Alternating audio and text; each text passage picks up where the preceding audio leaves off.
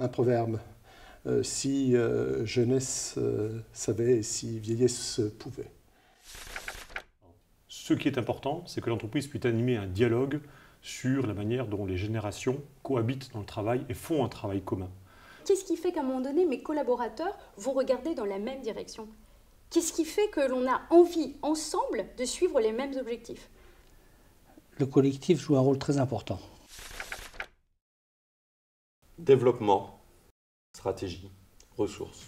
Pour effectivement que l'entreprise soit attentive à ce qui se passe du point de vue des seniors et de l'exclusion des seniors, qu'elle soit attentive à ce qui se passe du point de vue de l'accueil des nouveaux et de l'intégration des nouveaux et de sa fidélisation, mais qu'elle soit attentive aussi aux collaborations qui existent entre les différentes générations.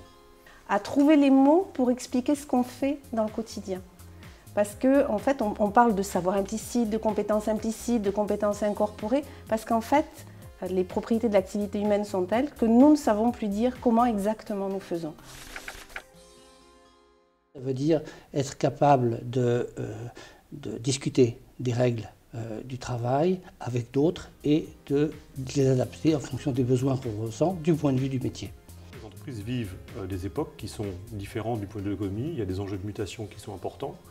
Or, c'est plutôt une richesse qu'elles abordent ces différentes questions de génération, qu'elles réussissent à manager les différentes générations au travail, plutôt qu'elles soient sur une approche clivante des générations, en opposant les générations du point de vue de leurs caractéristiques, selon que les gens soient âgés, en milieu d'âge ou jeunes. Casser les stéréotypes.